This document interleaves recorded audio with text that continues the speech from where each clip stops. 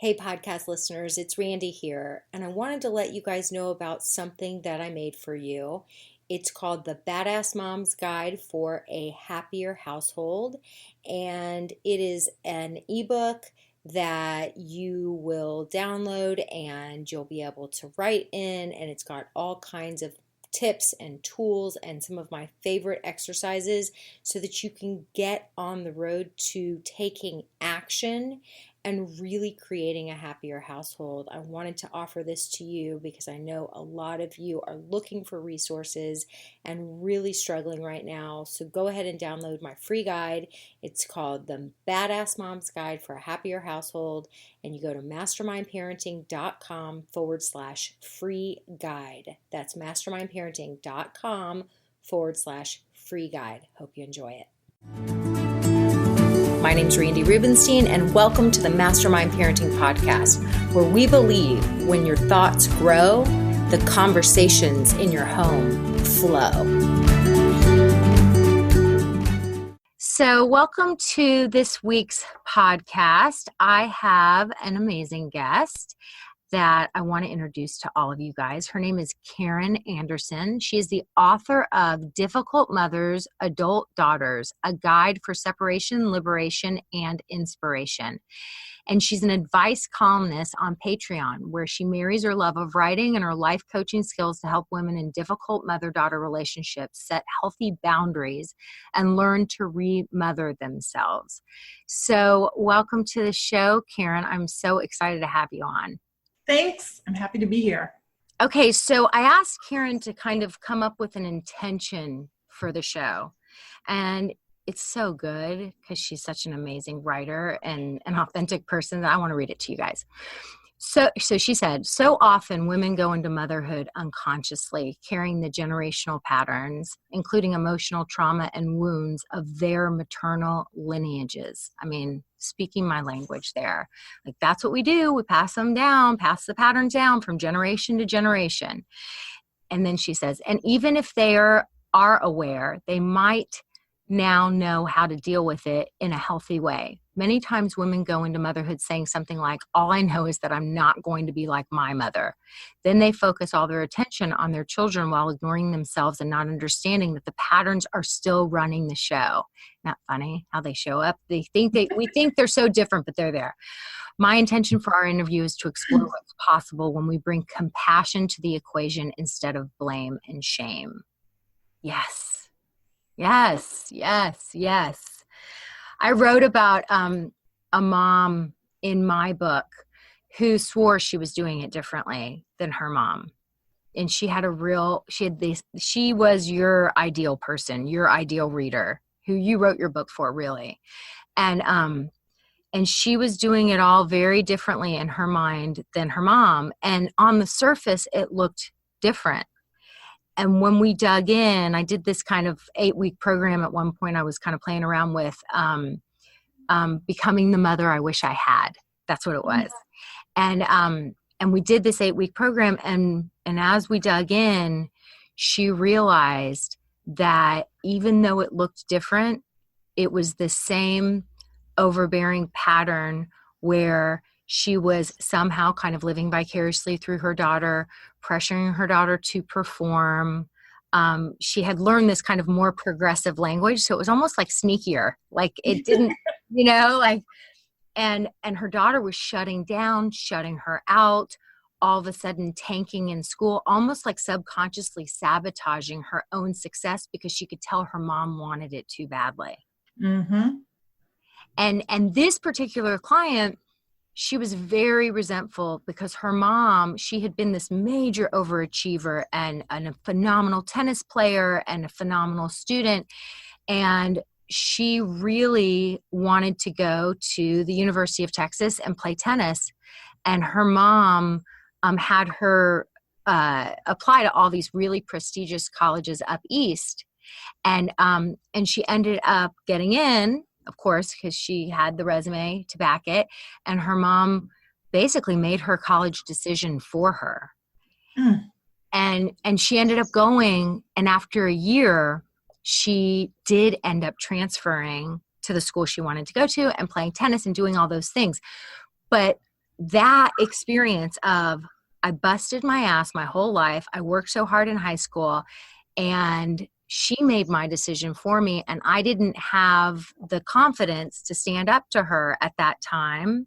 And so I went, and there was so much resentment there about that. And what she realized was, she had phrased it like she was giving her daughter all these choices, but really she always had this agenda behind it. And her daughter, these kids, they're like truth barometers. They're like freaking detectives, right?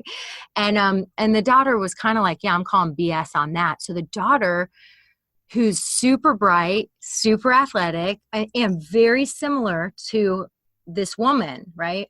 She started sabotaging her own success because she just could taste that her mom wanted it too badly. Mm-hmm.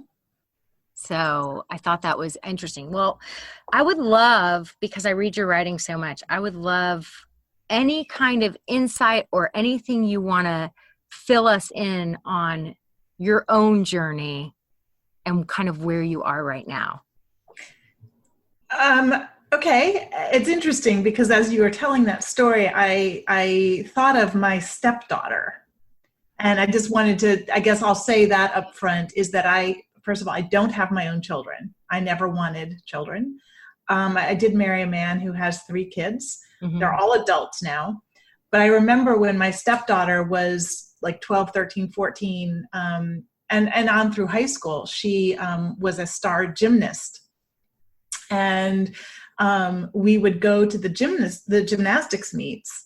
And I remember the first time she aced her balance beam routine or something. And, we were all just like freaking out and so excited. And it was only in hindsight that I saw all of us, my husband, myself, and her mother, were putting this pressure on. And then the next time, she actually kind of flubbed her routine almost on purpose.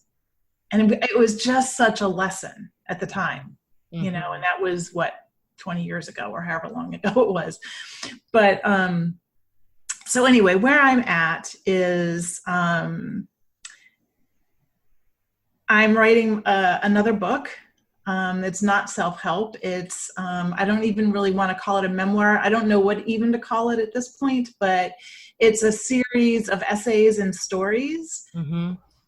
About my maternal lineage and about the decisions that I made, my mother made, and my grandmother made in the 5 years after they graduated, or that we graduated from high school. And a lot of it having to do with having had children when I don't think my mother and my grandmother really truly wanted to have children, but couldn't even imagine having that option mm-hmm. or being even consciously able to say, I don't really think I want children. Mm. And that's just it's a fascinating subject to me. So I'm sort of delving into that. But then, in terms of where I've been and why I do the work that I do, is that it really wasn't until I was a young adult that I started to feel friction with my mom.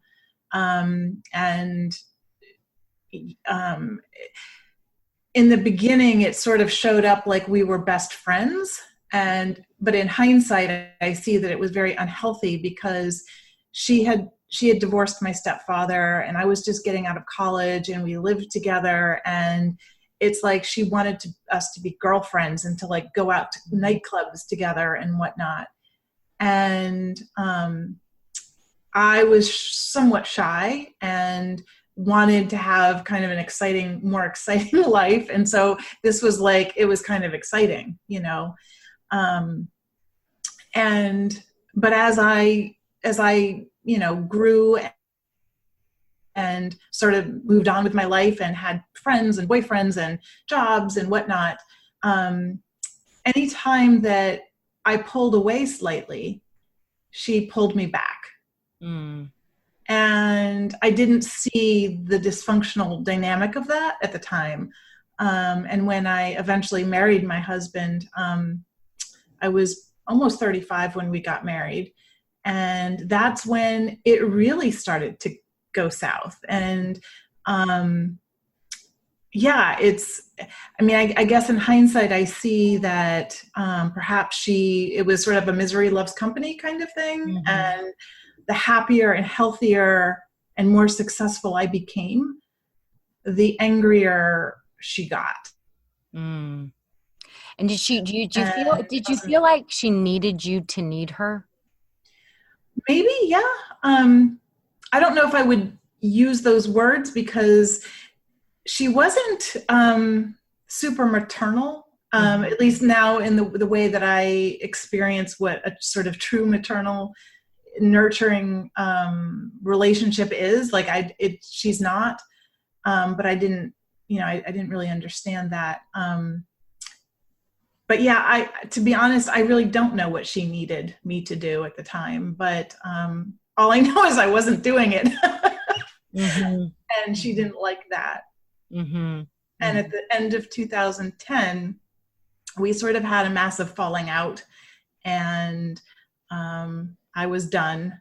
And that's kind of when it started in a way. And I had started a blog, in 2009, and it was all sort of about exploring myself and my body and issues that I had around self-acceptance, which although I don't think I really used those words then. And somewhere along the line, I decided life coaching would be a fun thing to do. And I got that training. And it was through the training that all of this really became clear to me. Mm-hmm. And, if your listeners know about life coaching, they know that it's all about the niche. And so I said, oh, okay. My niche will be the difficult mother-daughter relationship. And so do you think that really was like what did it, in terms of she just couldn't accept that? That kind of was you taking a stand and her being like, yeah, now this is very personal and it's become like, I don't know, tell me. Yeah. So, I have a cat here and the cat's moving. It's interesting because in right after 2010, as I said, I kind of cut her off and we didn't really have any contact at all. Although interestingly, in 2012, I became her mother's legal guardian. So my grandmother was still alive at the time. And my mother and her mother did not have a good relationship at all. So I became my grandmother's legal guardian. And although she wasn't really sick, she was old and frail, and there was just a lot of decisions that needed to be made. And so in that role, I was required to be in contact with her and her siblings. So really the only real way that I was in contact with her. And, somewhere around in that time frame, I'll never forget this. She sent me a letter and asked me what I was going to do to fix this situation. And I was just starting to scratch the surface of like life coaching, right?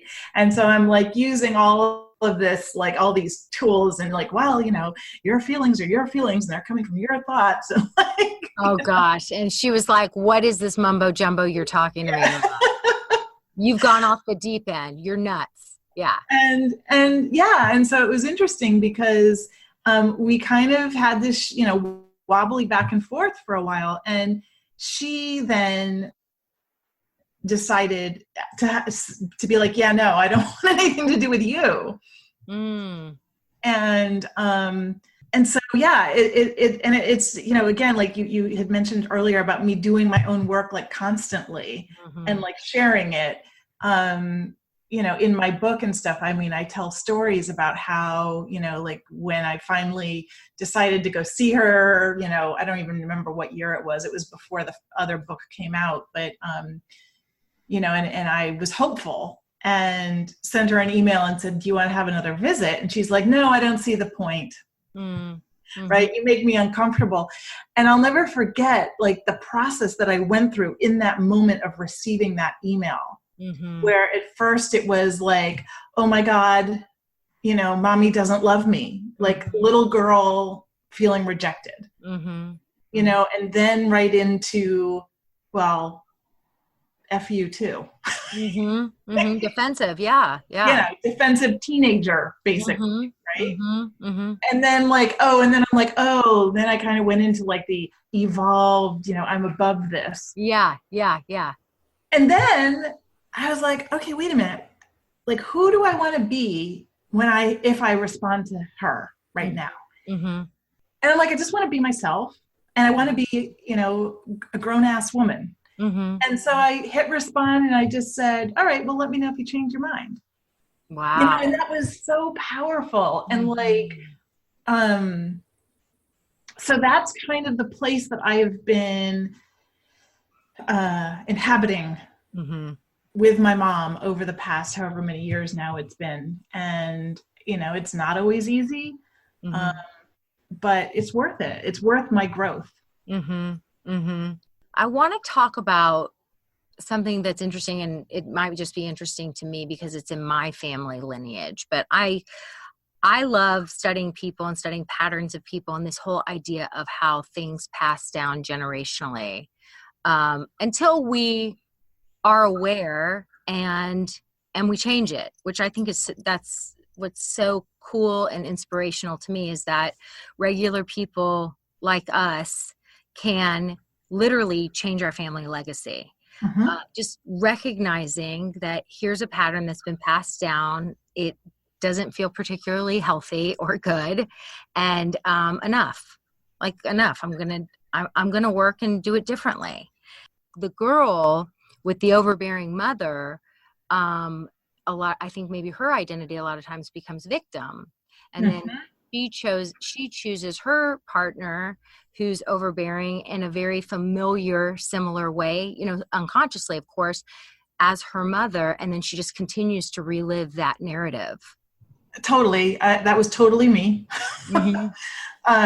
It's interesting when we talk about victimhood, and something that a term that I like is victim consciousness. And it's a hard subject to talk about because it's triggering for a lot of people, because we don't want to think of ourselves as victims. And we know that there are people who are victimized every single day. Yeah. And because of our weird relationship to it, we don't know how to handle it. We don't know how to sort of talk about it in a way that's healthy.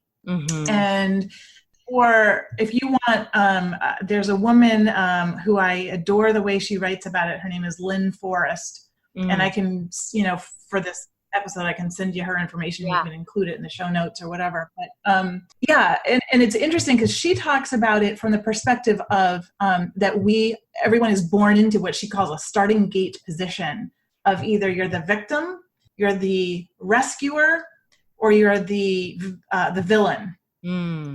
And so this victim consciousness plays out in families and in the greater world. But you might wonder, like, how could a baby be born into the villain starting gate position? Well, if the mother doesn't want this child, right, now she's stuck, and now she's being victimized by by this baby, right? Or like, how could a baby be a rescuer? Well, the mother thinks, oh, having this child is going to save my marriage, or whatever it is that she's placing on this baby. So anyway, Lynn Forrest can do that subject. That's so interesting. And I could see how, like, my dad was the villain. I mean, his mother was literally pregnant with him. I think I don't know if it was just after liberation, but he was born May 25th, 1946, in like the first Jewish baby born in a deported persons camp in Germany. Wow. And so she was like 16 or 17 years old, married to a man 10 years older, like an arranged marriage. And it was just from the very beginning, here she was just out of the camp, and now she has a baby to care for. Right. Exactly.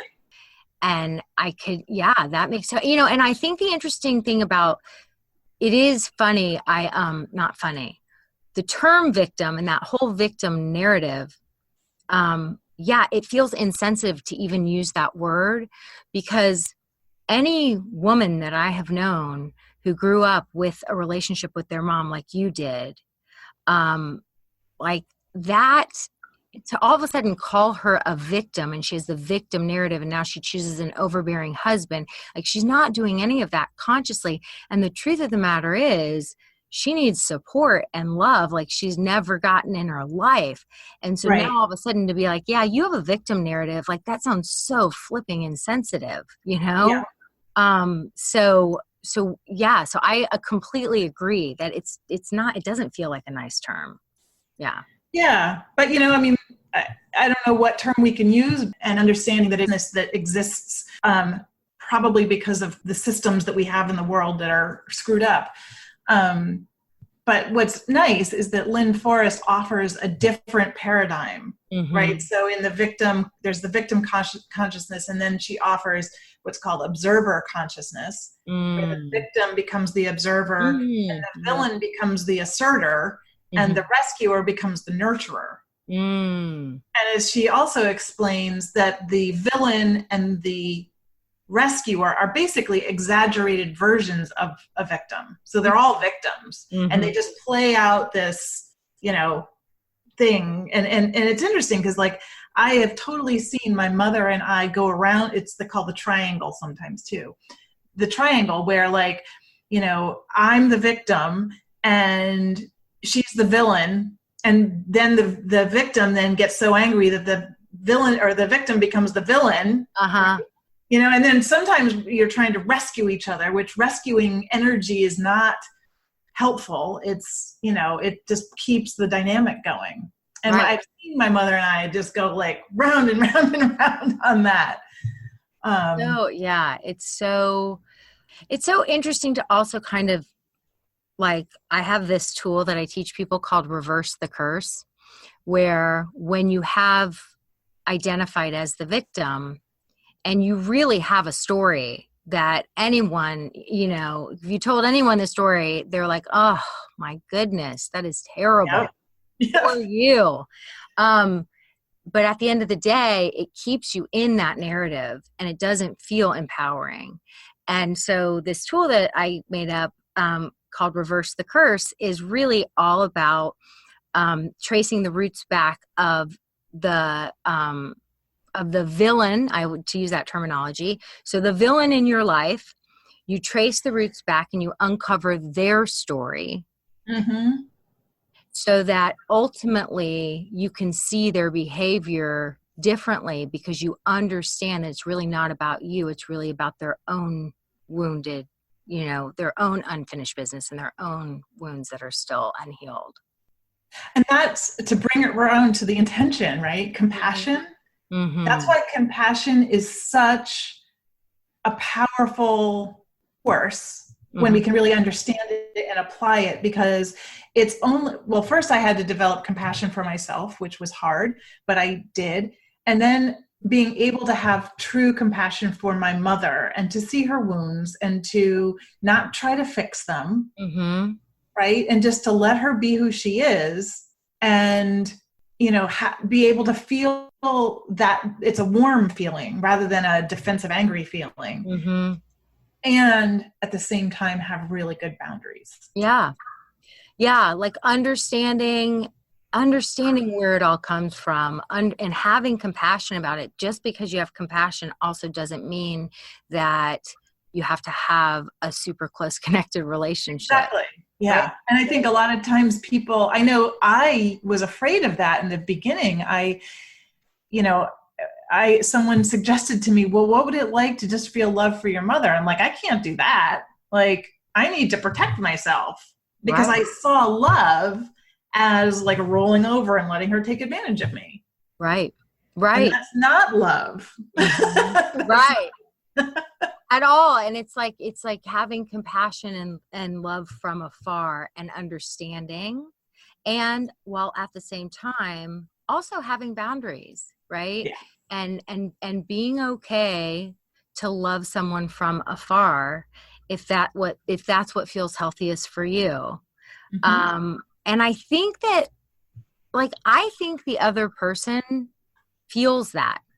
Like, I think they feel it. I think they get it. And it's interesting how that kind of plays out, because I don't know, I've talked to women about it before who have super overbearing mothers, and it's really getting in the way of how they're raising their kids. The mom is constantly coming over and telling them how to do things and on their shoulder, and you're doing it wrong, and criticizing, and the daughter doesn't know how to have a boundary, but it's a constant feeling of like resentful and snappiness and snarkiness and tension, and it doesn't feel good for anyone. Right. And so I love sending these people your way, because I'm like, this is not my area of expertise. I can share with you what I think would be helpful, but let me send you to the person who really knows how to deal with this. But I think whenever I tell people, I'm like, guess what? You can change your relationship with your mom, and she doesn't even have to know. Exactly. Right? Yeah. Like, you don't even have to have a conversation with her. We can help you reverse the curse, change your thoughts, have compassion, do all this stuff. And you never even have to have that super awkward, uncomfortable conversation with her. It's hard for people to grasp, I find. Right. It's magic, though. It's like, I'll never forget, when I've seen it in action in myself with my mother, like, I think I told you earlier that, like, at one point she kind of pushed me away. And I think it was because she's like, what? Like, who is this person? I think it blew her mind on some level. And of course it made her uncomfortable. And because I had changed the dynamic, and it's not like I was saying things to her, like, okay, I have boundaries now, Mom. Like, I wasn't saying that. Right. And so, and it's scary, though. It's scary when you change the dynamic. And, I think a lot of women fear place because of what happened to me, right? My mother said, no, thanks for now. And so, and to put yourself in the, having that risk of your mother rejecting you, basically, and that can feel terrifying. Yeah. I mean, that's like the ultimate thing. I think that's the ultimate fear, is being rejected by the people that you love most in the world, and have had, look, to be rejected by your own mom. Thank goodness you were a grown woman and were digging in and doing your own work and a life coach when it happened, because if it had happened, yeah, right. I wouldn't be here right now. Seriously, like, that's pretty scary stuff. I also think it's interesting that you did your own work, and it's almost like the art of surrender.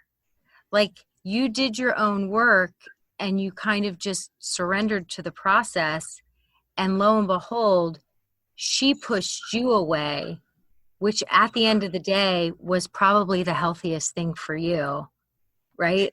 Yeah, well, as I said, I had pushed her away, at the end of 2010, and we didn't really have any contact. And the difference between then and then after I started learning these tools and practicing these things was that right afterwards, I was still in victim mode. I was still like, listen to my sad story and look what my mother did to me now. And can you believe she said this? And, anger and just drama. Lots of drama. And when I started practicing what I know now, that drama went away. And what's interesting is that I think my mom liked the drama. Yeah, for sure. That was our dynamic, was the drama. And so when I stopped being, a drama queen, then came that rejection.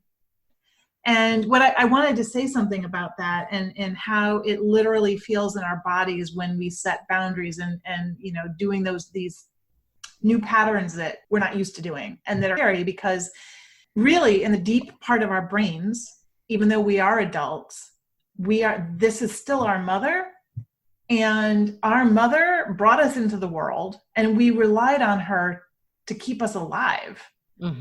Right? And her approval and love and, acceptance of us was what kept us alive. And so in the back of our minds, if our mothers reject us, basically, I'm going to die, even though it's not true.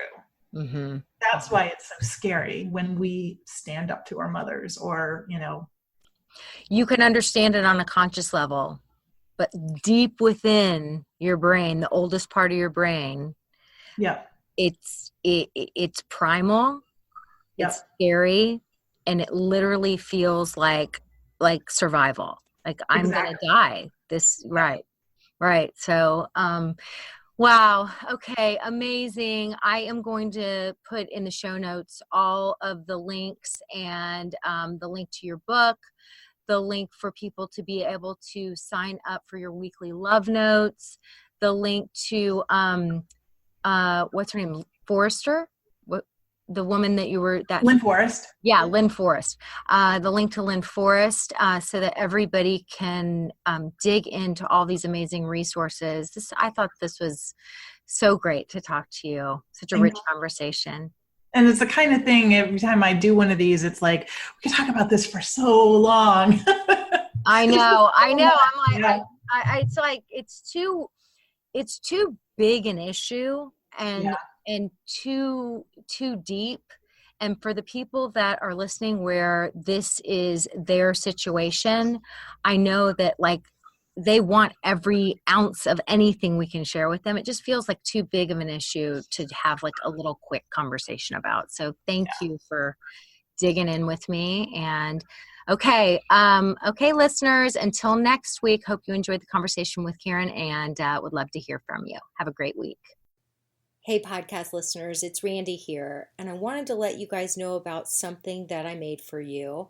It's called the Badass Mom's Guide for a Happier Household, and it is an ebook that you will download and you'll be able to write in, and it's got all kinds of tips and tools and some of my favorite exercises so that you can get on the road to taking action and really creating a happier household. I wanted to offer this to you because I know a lot of you are looking for resources and really struggling right now. So go ahead and download my free guide.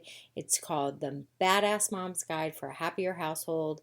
And you go to mastermindparenting.com/free guide. That's mastermindparenting.com/free guide. Hope you enjoy it.